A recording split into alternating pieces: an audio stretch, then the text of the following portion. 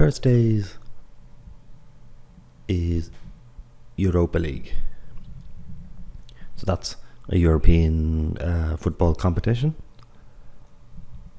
It's not as prestigious as the Champions League. So, we were looking at bets on the Champions League, and those games happen on Tuesday and Wednesday. The reason I'm saying that is that the Europa League isn't the most important thing. So basically, the Champions, when you set your targets at the start of the year or whenever you do, the thing that every football club really wants is the league, to win their domestic league, and to win the Champions League, because the Champions League determines the status of the club. So that's where you have the top clubs from all the various countries within UEFA, I think, competing. So you can have a club that's dominant in the country it comes from, in its domestic league. I'll mention, say, Celtic at the moment in Scotland, cruising the domestic league, but they're not particularly formidable in Europe. So that's where you get to compare. Where you get to find out whether you're really good, or are you just a big fish in a small pond, in effect.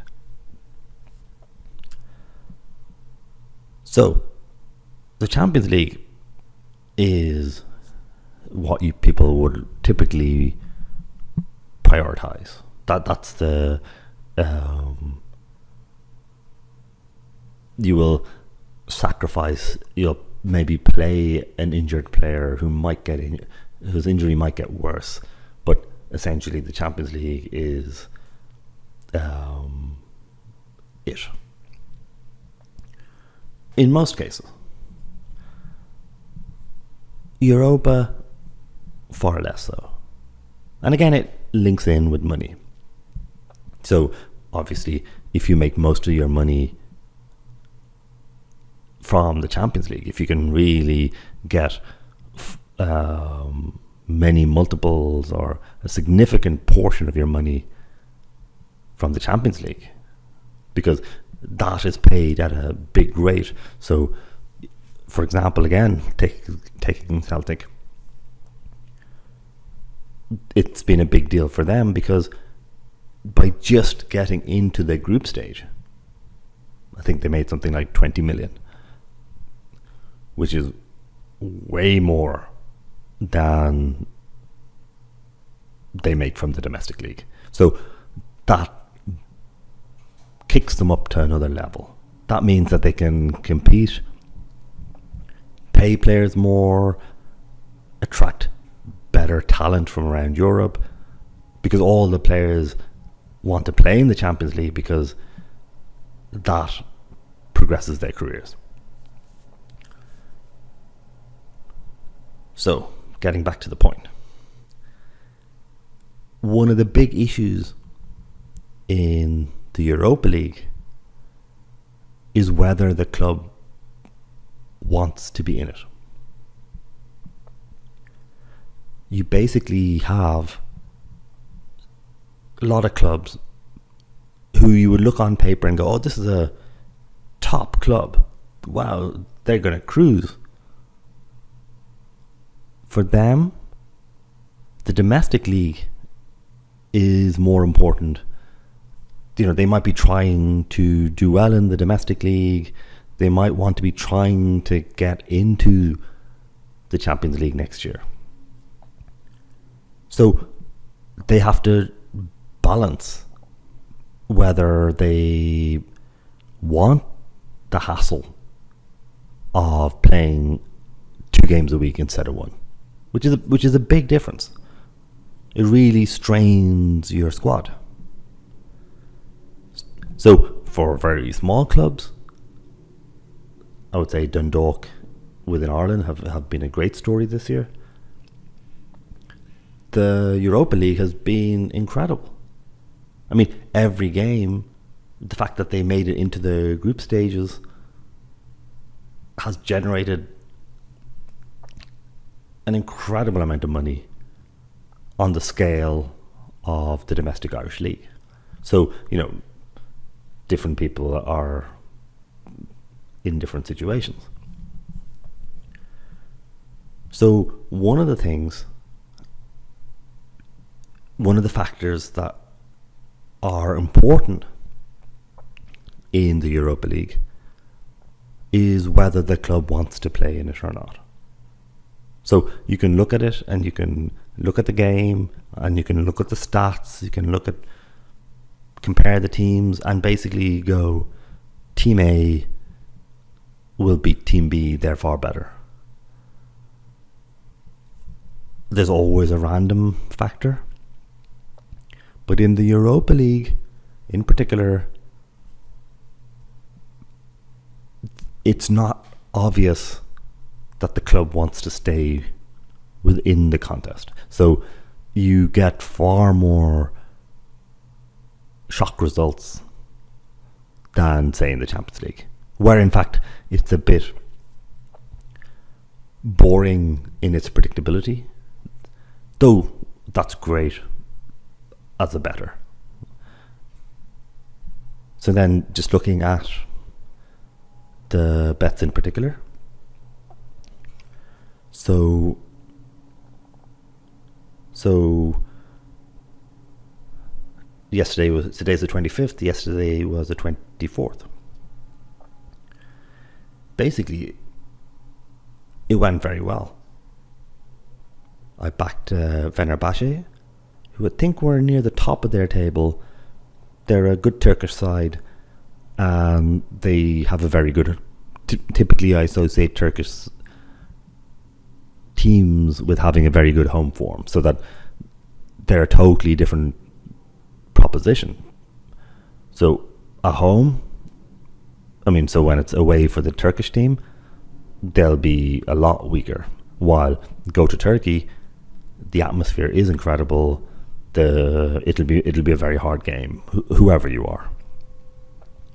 So I like backing Turkish teams at home, and in this case, they're a stronger team anyway than Zorya Lugansk.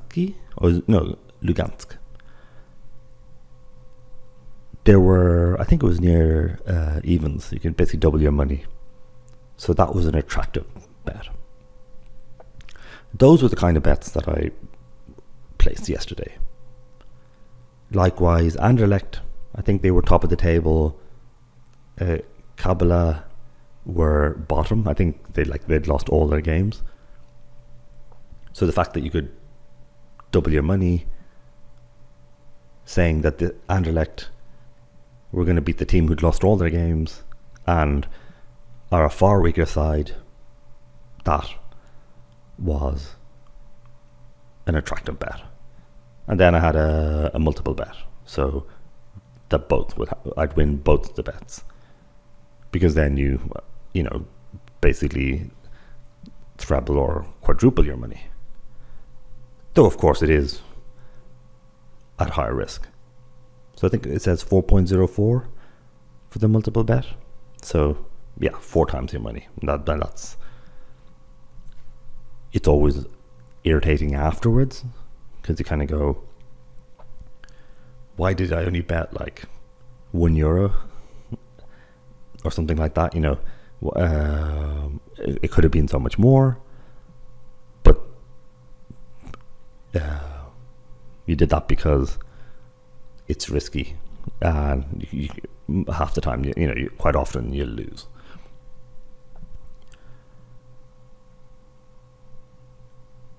So you actually had 2 lots of matches yesterday. So the first lot went very well. No surprises. They won very comfortably, like 3-1, 2-0. That kind of masks how close it was. It was. Anderlecht went 1-0 up, I think. Gabala, they came back. So then it was 1-1. 89th minute, it was 1-1. So, at that stage, this bet looked like it was going to end up as a loss. This was kind of okay because I had bet on 2 games. And essentially, if I won the Fenerbahce bet and lost the Anderlecht, I'd end up with a small profit. So, that's an acceptable situation. I mean, that's not bad. If both win, that's a bonus. And so, it was a bonus. Then there were evening games. So I thought, okay, actually there's some nice matches there as well. So actually Villarreal were my first bet before I even had looked at Anderlecht and the Fenerbahce games. I thought that was the most certain game. I mean, Zurich are a very small side. Villarreal are an excellent one. I mean, I'd say Villarreal are better than Anderlecht and Fenerbahce. So, I mean, I'm always happy to back them. That lost, though. So, that's the thing. I mean, football is unpredictable. There is randomness. Fortunately, it was €5 bet. That's okay. I'm still well in profit. Next, you had Bilbao versus Sassuolo. Or Sassuolo? I don't know. Bilbao are a Spanish club. They're again an excellent club. Not in the absolute elite level that you'd find in the Champions League, but just below. So I would call that more like a Spurs or an Everton in the English league. And finally, I bet on Olympiacos versus Young Boys. That's because Greek teams like Olympiacos have a very good home form. Very good. So that, to me, was also an absolute banker. I thought this was... I think Olympiacos have won... I mean, I think they haven't lost at home for like ages, and they've nearly won every game at home. I mean, they're a formidable side at home. They actually went 1-0 up, but Young Boys did manage to pull back. So it was a very standard day, I would say. I would have expected... So going into the game, I would not have been able to tell you which 2 games were going to be shocks, or which 2 games I was going to lose. I won 3 bets, I think. Bilbao, Anderlecht, Fenerbahce. So yeah, I won 3, lost 2. So, I mean, that's... given that I would have expected to win a bit more. But 3 out of 5 is, I think, 60%? That's about right. I mean, you being very careful and just backing absolutely sure things, I'd expect to win maybe 65%. Like if you're very careful, so you're not just lowering the quality of the bets. So that's the end of this set of. I just wanted to do a week of football bets in Europe. I just wanted to also mention there are the differences between the Champions League and the Europa. The fact that in Europa, one of the big issues is whether the club prioritizes this. So it's actually been a pretty good week. So, this account is up to 395, say, and it began at 345. So that's €50, which is more than 10% profit in 3 days. What does happen is that there will be shocks. I just had a shock coming into this week. I thought that Murray would lose against Djokovic in the tennis, because Djokovic had beaten him in 13 out of 15 games or something. I mean, that didn't work out. But this week, I would say, was a very standard week, where there were wins where you expect to win. Luck didn't go my way, like in the Leicester Bruges. If that had been 2-0, if Bruges hadn't scored at the end, then that would have been a very nice win. Unfortunately, that didn't happen. But in other matches, luck did go my way. So that's the end of this mini series of live bets.